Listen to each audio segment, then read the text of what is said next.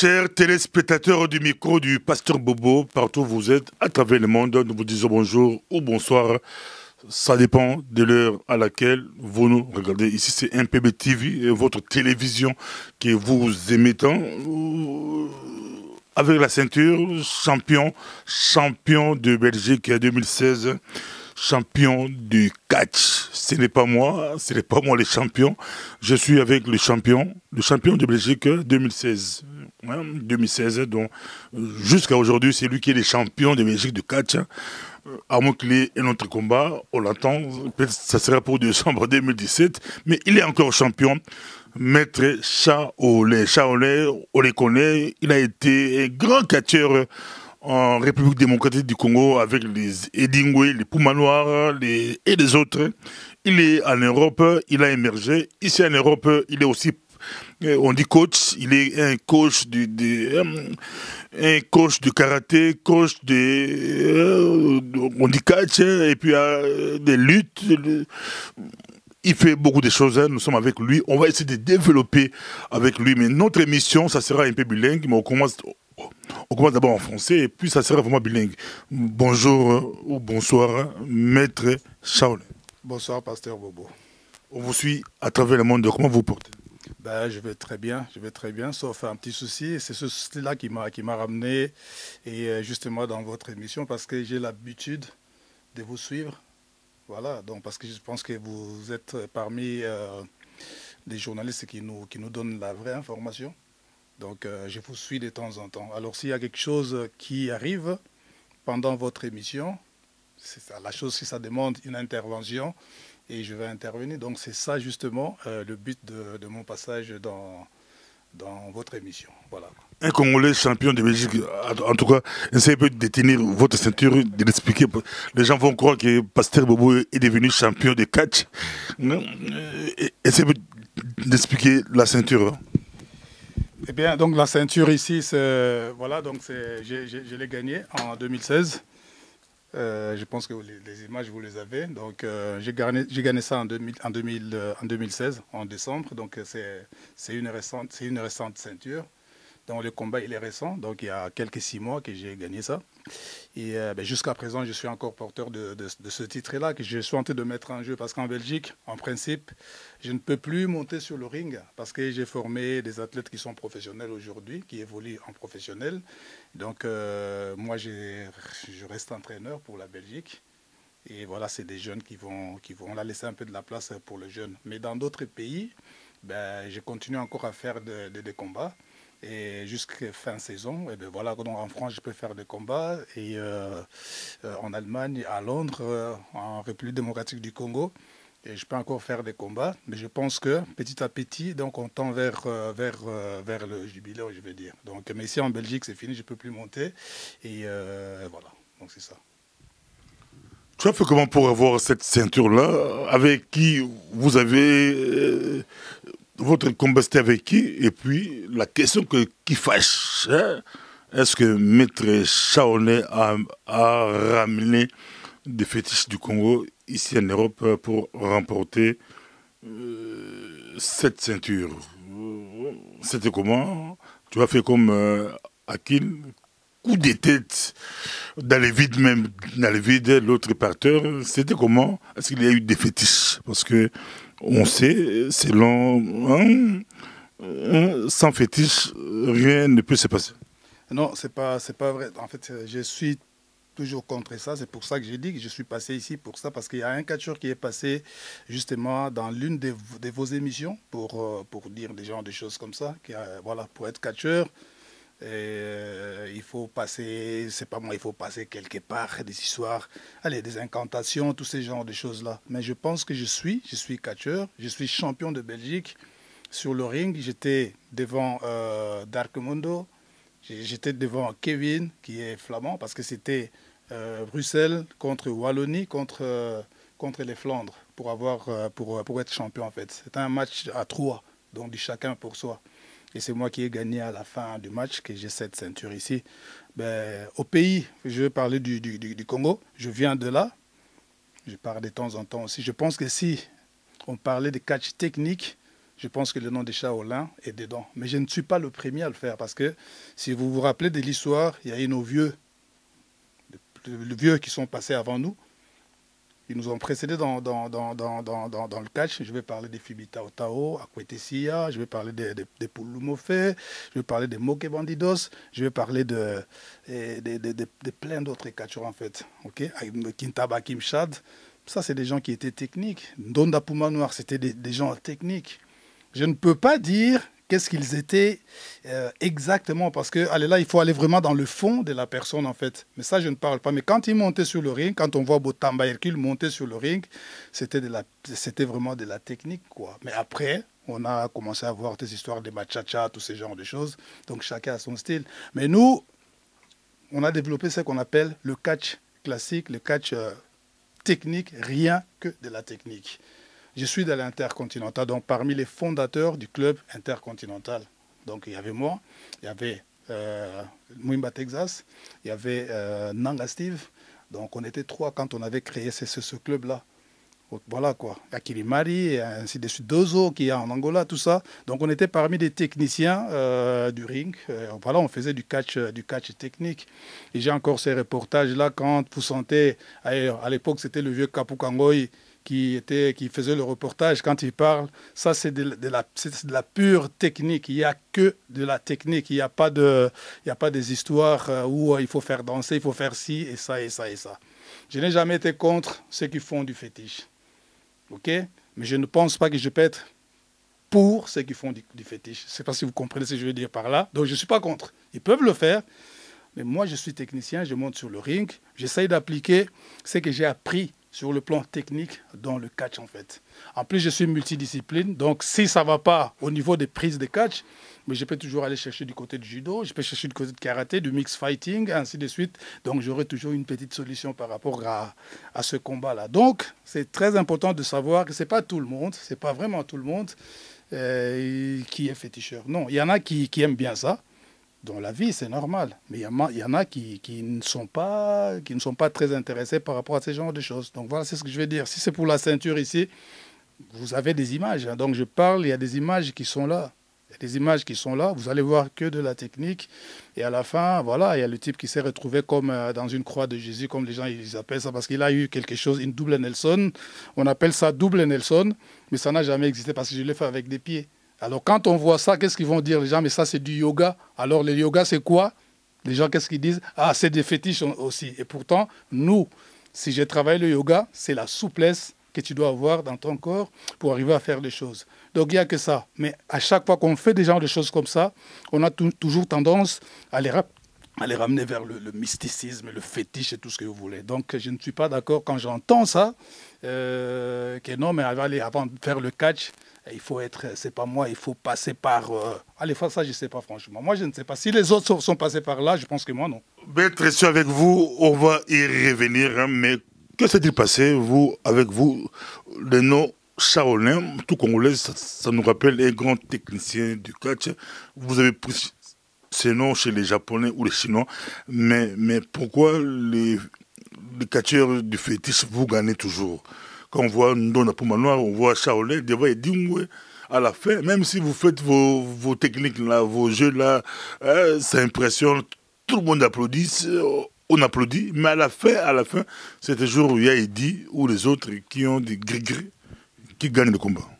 Non, pas forcément ça, parce que moi j'ai croisé des grands féticheurs aussi, hein, à l'instar des Kanga, la machine des guerres et tout ça. Ben, j'ai croisé des Mofeux, tout ça qui était vraiment, qui était très féticheur. Niao Niao de Brazzaville, c'était aussi un grand féticheur, voilà. Mais je pense que les résultats, allez, si je parle comme ça, moi j'aime bien que les images parlent, j'aime bien ça.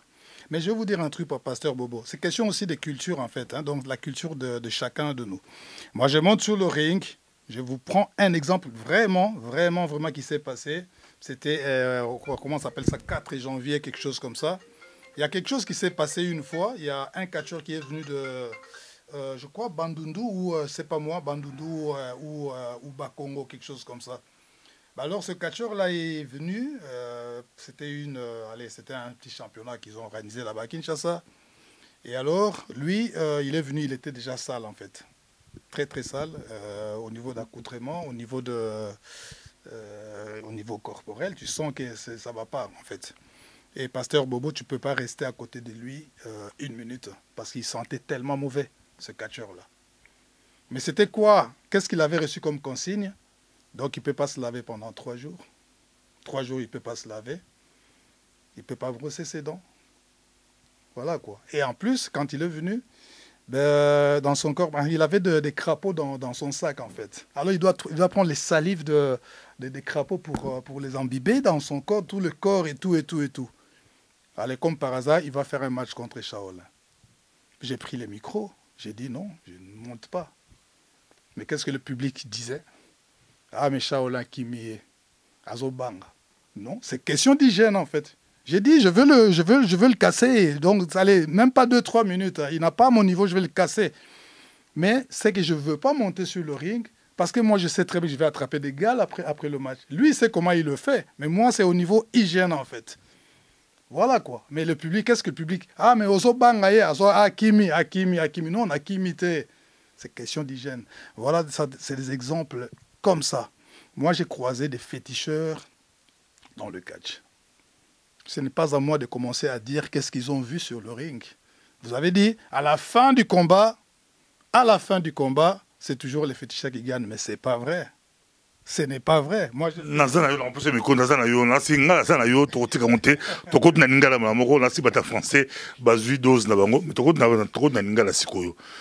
Toambi est catcheur américain hollandais qui paye est catcheur américain parce que catcheur le yo azako pas sur la moto il y a biqué catch voilà catch et comme à niveau d'abord la lutte les arrêts techniques mais ça beaucoup on a catch il faut ça sacrifice pour ça ma solo na catch binotu bosimba Shaolin bana kindo baleka mikolo ba binote ba okalasake batala catch mindele ba catch mindele qui seza penza mingité na kati mindele ezala ngo me mingité mais abiso penza laki et abiso Shaolin yo bundu pero do na abiso balobi bosala ba cérémonie mais ko répondre par rapport à catch c'est tout catcheur à Simba kisi c'est pour ça la catch na Congo fogwa na mikili bosala nene peu yo za coach professeur entraîneur à catch na poton ba petio na osimbisa ba ma plan pour club mata ton les arandini au solani la pression maloba la boulaye Hollanda qui ex-catcheur américain au Golbalin.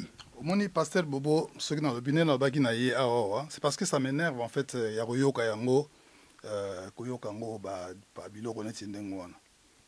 Mais nga entraîneur ba minele na entraîneur ba tout nyonso tout entraîneur ba noir entraîneur tout le monde on a un entraîneur il y a ba tout nyonso tout. Alors tous ces amulettes là.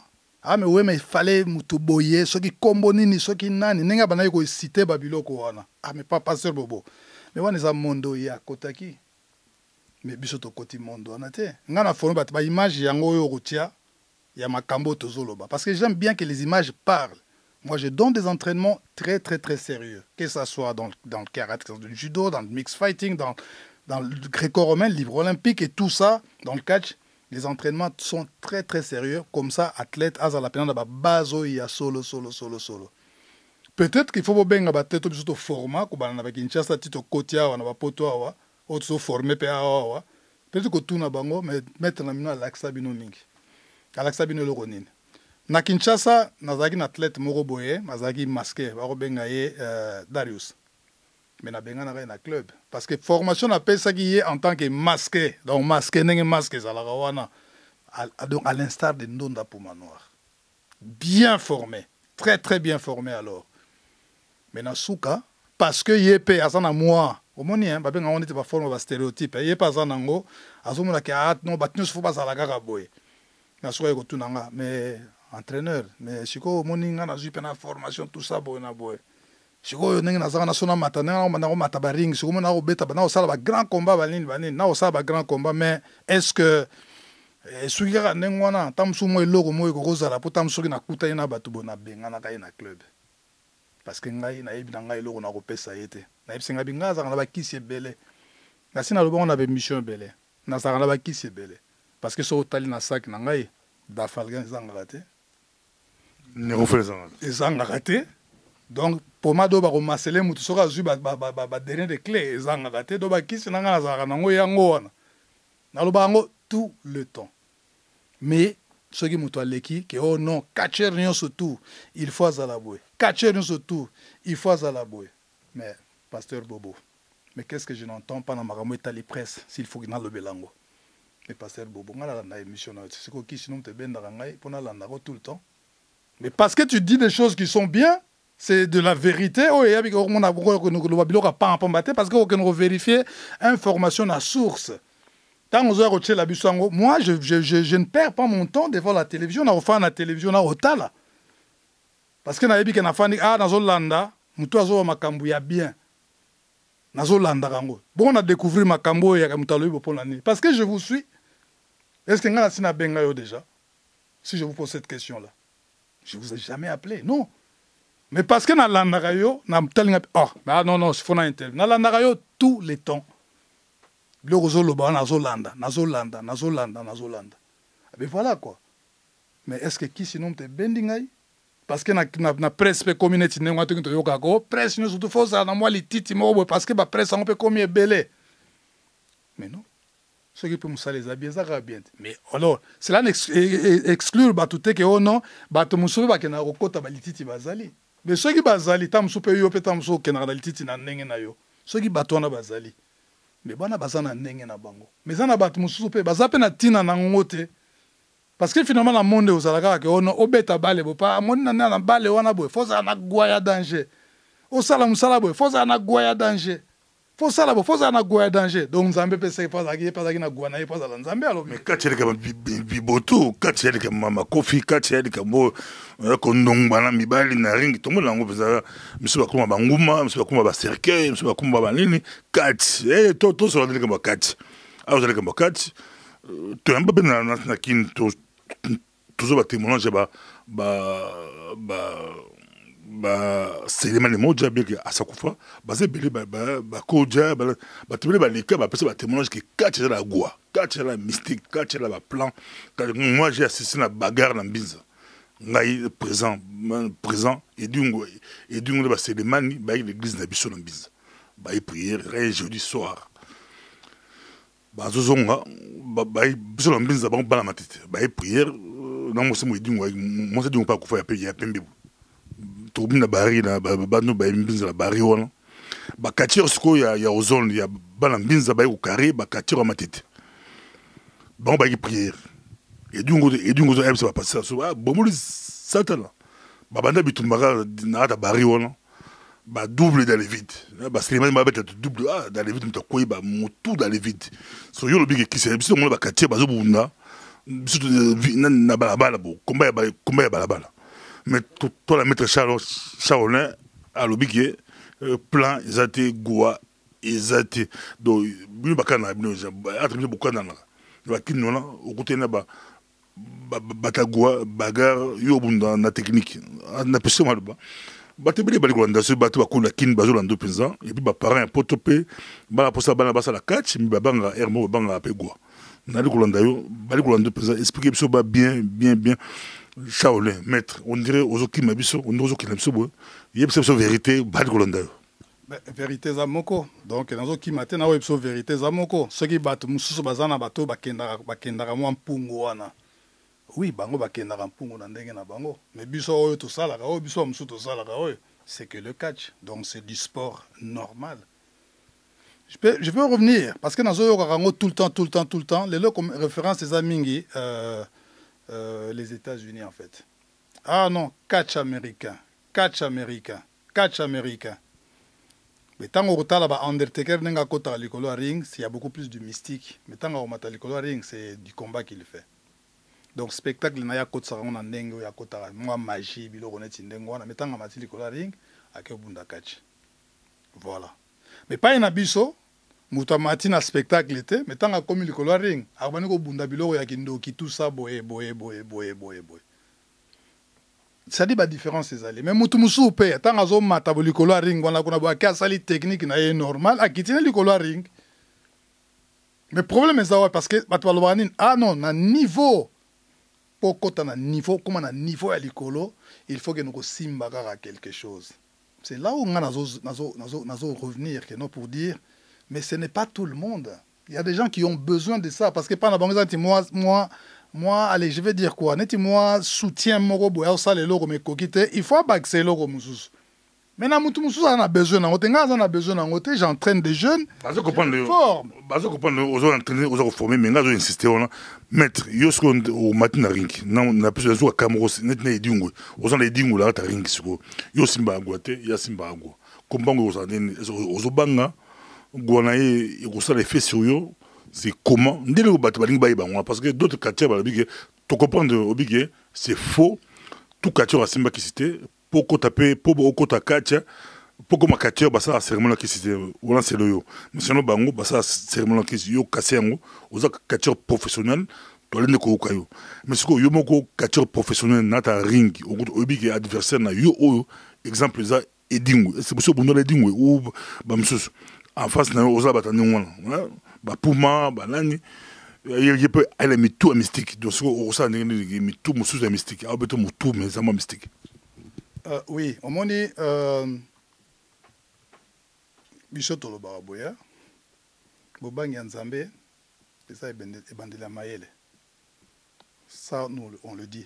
Bobangi Nzambe et ça est bandila maele. Bobangi Satana et ça est bandila buzoba justement.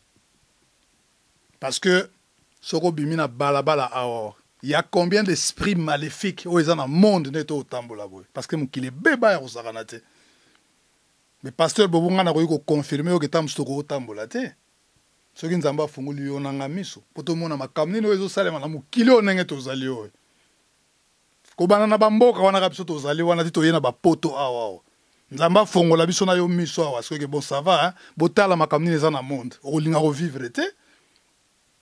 Mais est-ce que biloko ngo ya Satan otokoloba oyo biloko ngo ya ba mystique est-ce que yango ezaka na likolo? Mais non, mais ce n'est pas vrai. Ça dépend ya mutu na mutu ndenge ni azokanisela yango. Nga la na ndako kabo na mbanza ngungu wana. Nazo kene matadi, nazo nozo kar na matadi. Na bengi aso nazo lekana. Na leki na komi na mbanza ngungu fona lala parce que fona reprendre car na tongo na kene matadi. Na la na ndako kabo. Mais qu'est-ce que je n'ai pas vu na kabo? Kabo a bozaloketo. Mais au kabo ko kabo na lala na ndako na ye. Na mona mutu soki squelette soki ya nini soki nini kote kuna nzungu soki makila soki pezaki nini na yebite menga na lali na ngai pasteur Bobo ye na makambu na ye menga na lali na ngai je dors tina tongo ekoki wana banga na kimi na ke na ngai ça dépend pe ya ndenge nini mutu zo ko affronter likambo yango parce que bon allez sans te kolobaka ke on fait kisi tout le temps et kisinde. Mais qui se fait faut affronter ngana affronter on na ba marque belé tout ça bona boy oza muta goa tout ça bo likolo ring tout ça bona boy itokei ngana ko beto ba mouvement ya solo pena wana o ngana yebi on a bi que son na beti o formule oyo o telemate siko yo sala kiso na minute wana so ko gagner na kisi c'est-à-dire o gagner na kisi mais ils a peu facilité hein voilà quoi donc biloko ya kolobaki ono ombati na mutu ya kisi boye tango mati likola o mati na ring automatiquement il faut pola mais ce n'est pas vrai tous ces catcheurs féticheurs là pas les aventuriers parce que les aventuriers il y en a aussi des gens qui ne connaissent rien du catch ba ibe logo ya catch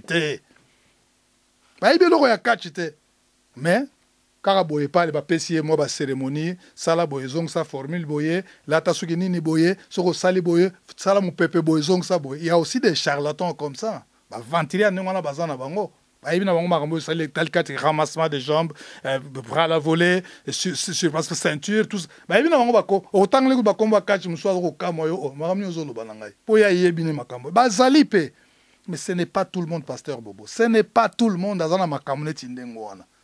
Il y a du sport dans le catch.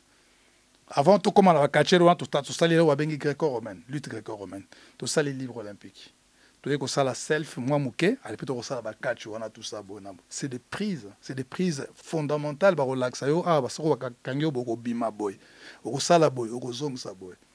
Biso amsusu, tant que tu enseignes à petit. Bon, on a le banosco ngai na Belgique na obunda. Parce que tu fais un petit professionnel. Si vous connaissez pas que no bunda kuna. Ngala kenda na bango te mais to former bango na nini to l'axi bango ba président yango ezala tout ça catch niveau international niveau musika ba petit bokende so ki biso to koma ki na place musika te mais bino ba leki na biso boko ma place wana mais on a fait ce travail ndele ba gote ndele pas ndele goyate yo bundele ndele goyata message na yebi tenga na yokaka bato ba mindele talisman na yokaka ba kombo na yokaka c'est yaki de Congolais qui disent ça yokaka ba mindele talisman na danger oh mais c'est quoi talisman nango ngana yebi te tala omoni ti oyo tane ti oyo soki muta moni boye alata ikutu bord moko noir mais on a sombi yango na Angola eloko sepeli singa eloko c'est quoi ezali œuvre ezali eloko ya biso moko ba africain et puis nini un signe afrique mais soki muta moni bo qu'est-ce qu'il va dire tamso moni ko calculer ba kisi na eloko yo mais bord wana bo moteke bord moko alataka boye et comme bord moko alataka et pourtant na tchango na style kaka na biko na obima na style on a lati Afrique tout ça bon na kamati biloko ba Afrique oyo soki ba ngola soki ba ni ça me plaît ça me rappelle allez mon nostalgie à moko quoi allez na lati nanga mais soki muta moni ba ça on est à côté nganga te j'ai pas besoin de ça naza kuta tina na au côté te naza kuta au chama kolote tala na robet lo kutu solo moko na komi na nini na nini comment on appelle ça na kuilungongo tuna makamna biso kabwa yebi na komi na kuilungongo to sali comment na sucrière comment to mutaki na zaraka mwaka no zaraki alors ngai contre mwaka no zaraki yeba que ça grand parmi ba grand combat donc moto ya kosaka donc combat ya kosaka na te auto ningsi je vous parle 84 85 quelque chose comme ça il est loté 84 85 je pense manzangongo nani na kuilungongo na sucrière to bunda na kuilungongo mais tango kombe sili mutu moko alandi ngai pasteur en fait ngala benga bango nyusu ba pasteur alandi après ce plan de là no ba 85 ba pasteur ba bebi ni ba 2000 yo dina ba 85 de pasteur alanga après ce plan pasteur parce qu'il y a une église na ye alandi ngai kuno fils yaka c'était un agimo mukolo fils yaka apesi nga place à refanda yaka en tout cas na sepeli na niveau moko ya kosakana te Bien, ça va, merci beaucoup. Ngana kantinga nenge zalaka wana kuna boepa, omoni ba sepeli na yo, abandi moi ba prime zalaka, bokena famille bo sololi bilo neti ndengwa. Na komi wana moni église moko mandala la boye. Je vous parle kuilongongo. Église mandala la. Amoni yango na tout ça bon. Mais mutango ça va.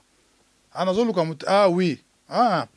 Yé mon collègue ça va tout ça bon. Akosinga na ndako.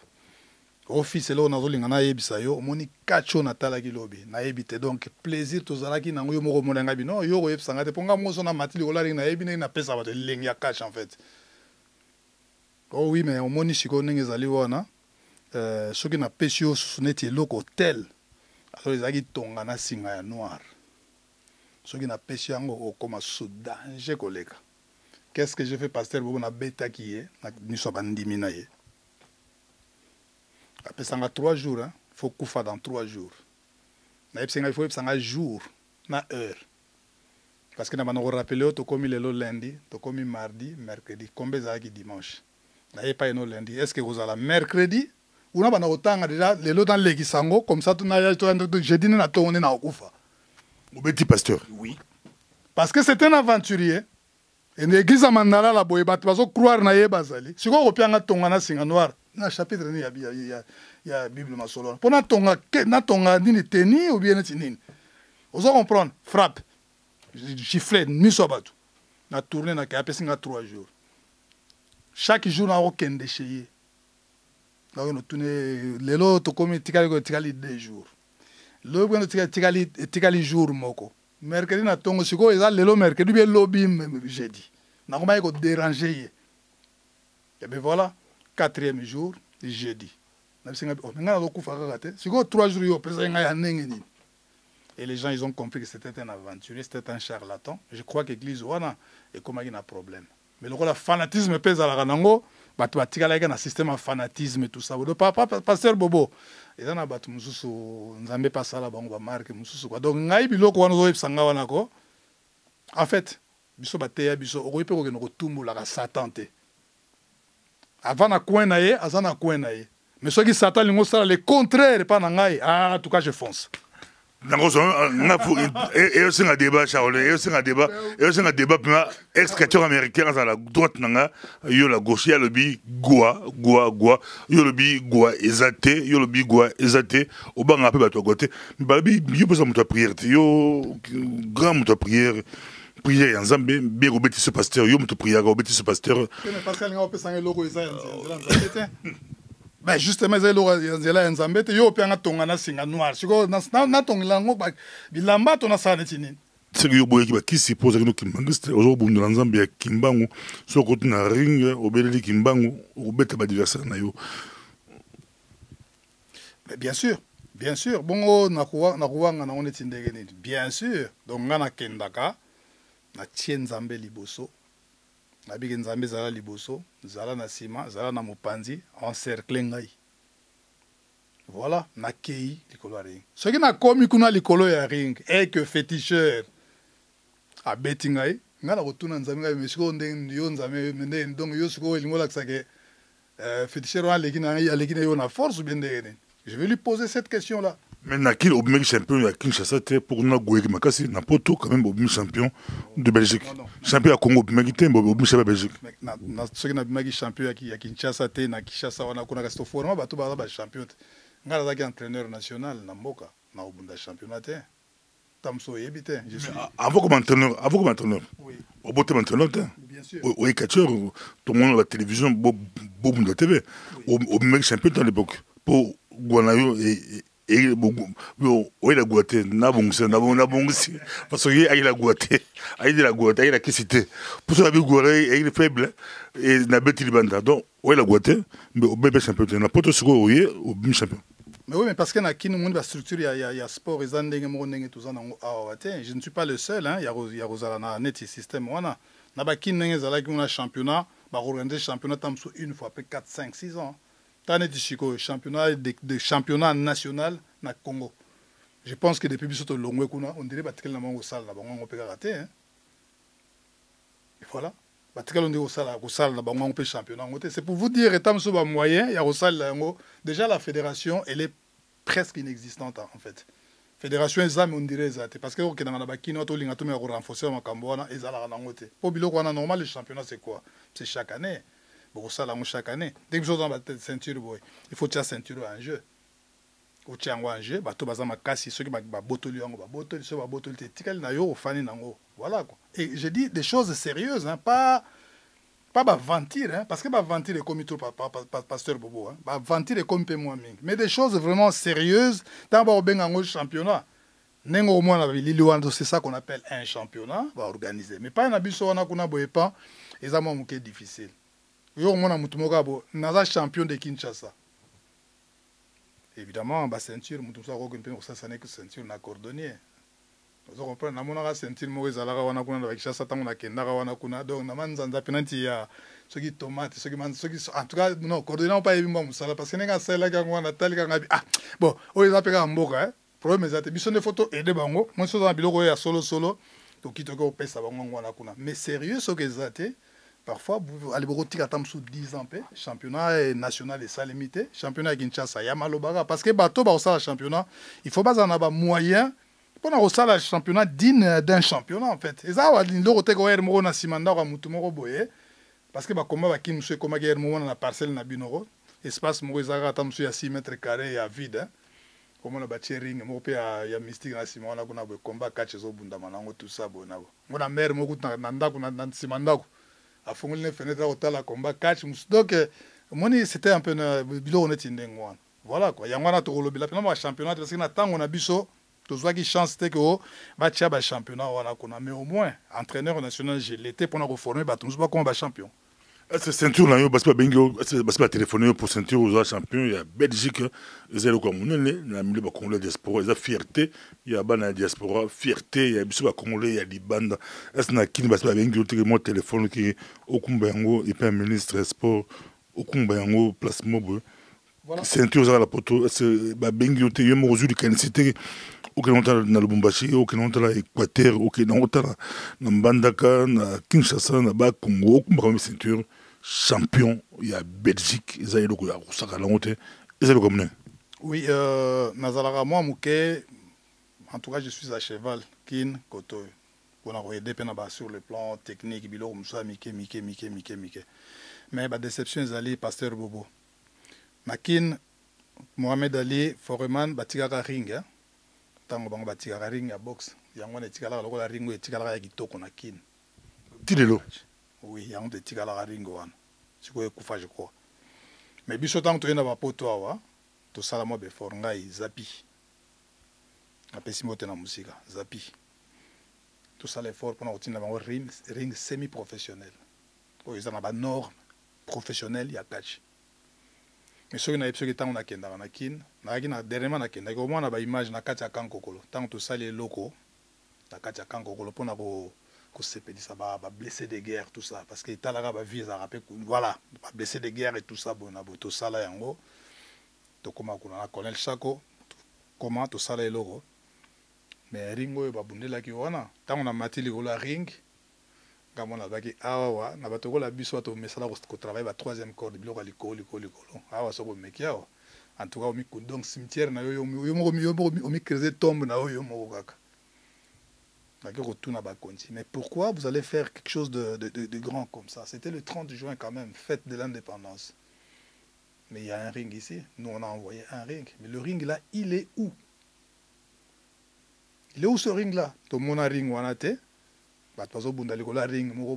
Donc, faut que la côté ça la prise en fait. Pour côté Moussou, ma baïsa, côté Moussou, ma baïsa absent.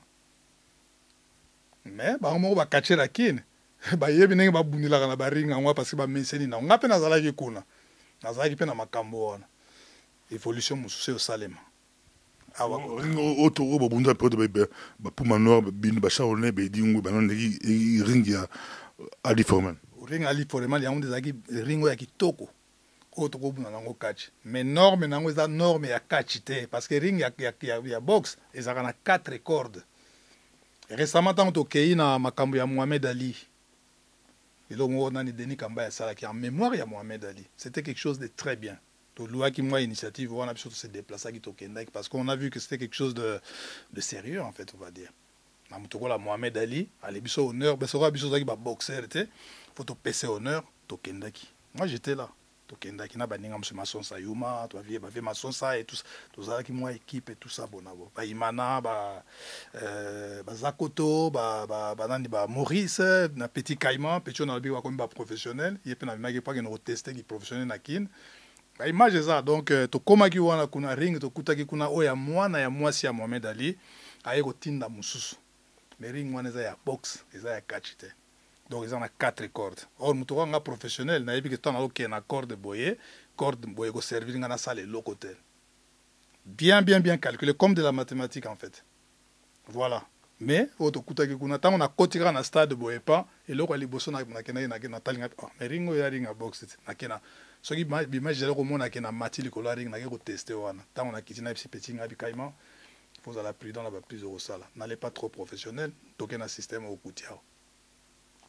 Voilà, mais ngana biso to tinda ring wana izana kinu wana kuna mais siko comment on servir na ba groupe de prière ba mataka na ba sabate la to yebite bon to yebite so ki ring ngo bomba na ndenge ni to yebite donc biloko neti ya ndenge wana yango mona tam se pesi so moi déception muke pona makamamboka quoi donc mais pourquoi pas yemo kumba ring ngo kinango yemo kinango olo pesa bango don pour bata kongo to pese don anniversaire la ngote yemo kumbi ba kumbi ring bo kenango bino bo inaugurer yango et puis bino bo expliquer yango et vous plus facile Shaolin maître je vais le faire non obenga Shaolin combat maître ku na linga ngo trop penato na linga ngo pena mingi te quoi pour baza pe trop donc tout ça pe ya ba sorte belé donc na linga ngo donc Shaolin c'est bon omoni nazala kuna ba initiative wana ezali nengo zo loba ndengo c'est pas des rings qui manquent ici mususu pe ya réserve ezali naza nango 2 3 et va nango quelque part mais il faut tinda ngo place oyebi ke soki komi faut komi tango komi wana soko tiki pe yango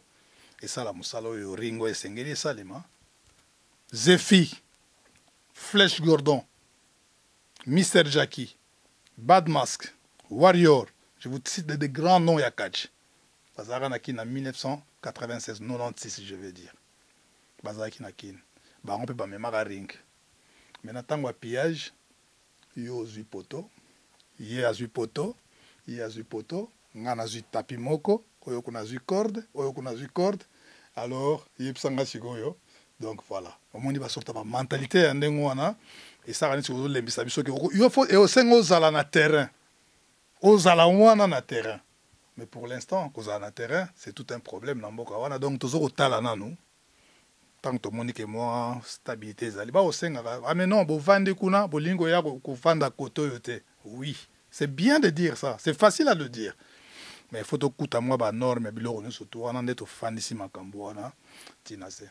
En fait, yo même na musique mais nazo lingo zonge la likambo américain wana parce que catcher américain wana donc yango za intéressant moi mais en fait ça qui parenthèse, c'est très bien to lobeli yango mais likambo nanga za likambo to lobi que il est américain sur la fan di pembeni wana. Moi, je vais faire le journaliste ce jour-là pour lui poser des questions par rapport à la allégation parce que Pasteur Bobo. D'abord, pour tout ce que ça mène dans tout le temps, expliquer quels sont les points qui à Betty Banda, à lobby, où au moins ils ont un côté, ils ont le couteau, et à skit, côté ils ont soloté dans tout le point au bas. Mais la clip est la première fois, mais la côté église. Mais là, si dans la poste, bofanda débat, tu fais le débat, mais je vois là des bobundate pour n'habiter na mona yoza mtu asho yepa mtu asho non c'est plus la table surtout ça la kata ring mais bobeta arbitre c'est pourquoi nous allons arbitre jour là bobalukula yo on se beta pasteur eza esengo bozo là c'est chaud avec maître Shaolin champion de Belgique, fierté à Congolais, fierté à Bisson, il y a le bim, Goua, Nakach, Ezalangote, Babité que ce que yo, osa inapte, osalara, non, pas seulement le bas, il y a le bim, osalo inapte, osala sport, la palais, osala et l'autre mongoté, à ta pêche au Goua, au qu'il a ring, au roulis à frappe, barbetayo. Pour monsieur Bakasaka, osala le côté, il l'autre mongoté, aux Ugoa, au Mataring, au Bundela champion à Belgique, où les frappes nayo, attaque Kisnayo, Yebagi, au Kobeta Mapesa. Mais Américain lobby, Babandara na lutte gréco-romaine, bon, c'est ma formation, tout bien, nous, gréco-olympique, mais avant, on a beaucoup de des cérémonies à Boutou, Bassa la cérémonie, il y a Boutou. T'as pu sur Malaba, quels sont les points moléculaires, et puis côté église, il y a 3-4 minutes, peut-être continuer prochainement.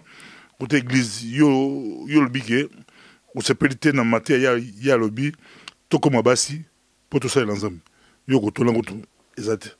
Moi aussi, par rapport à la femme, matière par rapport à la femme, l'église, moi aussi, nous sommes passés là-bas, si, pour me balader, donc, on a dit matière, n'a pas Pasteur Bobo, moni, nazarana respect mingi, na ba église union surtout. Dans club, na sport. Je suis Shaolin, je donne des entraînements. Un point très. Les musulmans sont là. Les athées, ils sont là. Les catholiques, ils sont là. Les kimbanguistes, ils sont là. Les salutistes, ils sont là. Les protestants, tout le monde est là, en fait. Ayambaka, tout le monde donne un respect. Il y a Moutou, Nyon Sotou, Onzambe Asali. Mais voilà. Mais je suis kimbanguiste. Je suis kimbanguiste, je le suis. Lelo toujours mon rabino tant total toujours mon lelo yo. Ah ingeta très bien. Mais ingeta wana eza mo papa Simo Gimbanga lobaki yango avec tous les sérieux possibles. Voilà, kalobaki on a sérieux. Mais lelo yo biso le 27 avril par exemple. Oyo to fetaka date oyo ya mama Mwilu wana. C'est-à-dire sa femme. Il a continué à musala ya papa Simo Gimbangu tango ye azalaki sous na bomoïté sur le plan physique, je le dis bien parce que l'esprit azalaki nae, ça je dois le souligner. Maman Mouila salaki musala wana. Alors to zakana date to bageno to sepelisa maman.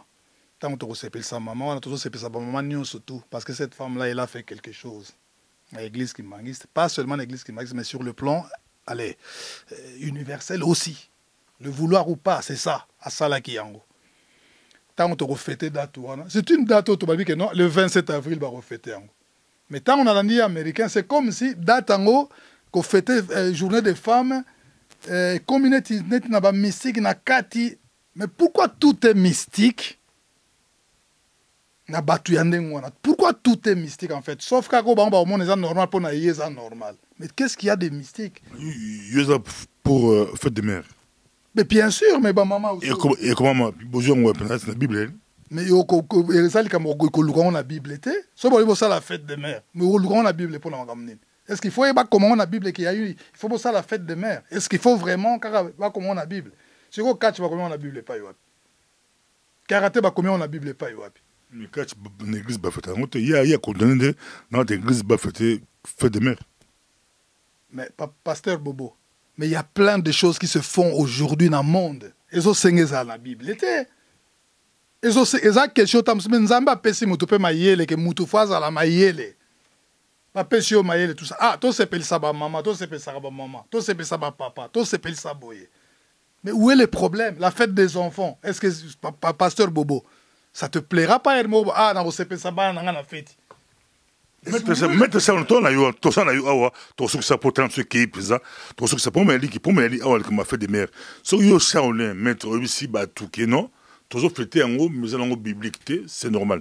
Là, on fait fêter la biblique. Mais c'est aussi beau, l'église, maman mouille c'est comme si c'est la recommandation divine, c'est comme si c'est la Bible, et comme dangereux, voilà, au PC américain raison. Voilà, et comme compliqué. Américain, je le respecte beaucoup. T'as les sikaya outi, t'as les sikaya komi. Je le respecte beaucoup. On a bien que tant on a l'anda qui peut même DVD, il a un mais avec beaucoup de respect. C'est un type qui a fait un pas du côté positif, parce qu'il vient du négatif avec le côté positif. Moi, ça me fait plaisir. Mais tant que tu as dévié, parce que ça aussi, c'est le défaut. Moi, je suis la presse, tant que tu as la caméra, mon micro à sali, bah tendance à dévier ça moi mingi au moins tout ça me sort me bouder tellement moi succès na moi domaine mo boyer na bilo on va couper ko lo bane Dieu n'existe pas, il peut le dire hein, parce que azo kota na moi moni qui succès on a azo poussa naga allez bani ko meme tina ba erreur mo boyer et tout ça boyer on a mutandu ko ba oh mais date tel mais date ngo nengi bo fetaka ngo est-ce que date ngo eza pena yango mutu ba bani ko raison abani ko koma tina niveau ya ko raisonner nengo pourquoi parce que suis-moi, voilà, j'ai opportunité, c'est pour ça que les Cambois américains. J'aimerais bien qu'ils soient là. Non, non, je ne suis pas comme ça. Vous êtes devant un sportif, un professionnel.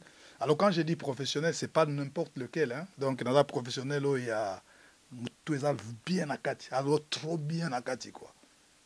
Donc mais par contre, parce que allez, celui qui n'a pas d'argument, il se bat. Ça, c'est normal. Mais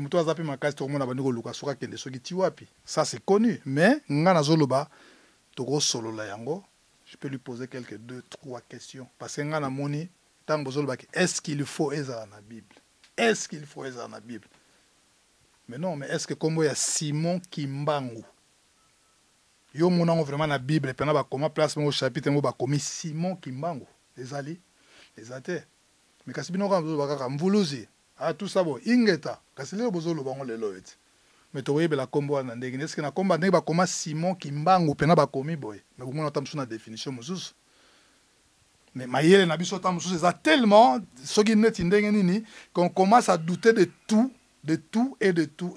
Mais hier, il y a raison d'aller à Pessinengo. Tant que son église, il y a ça, fête de mer.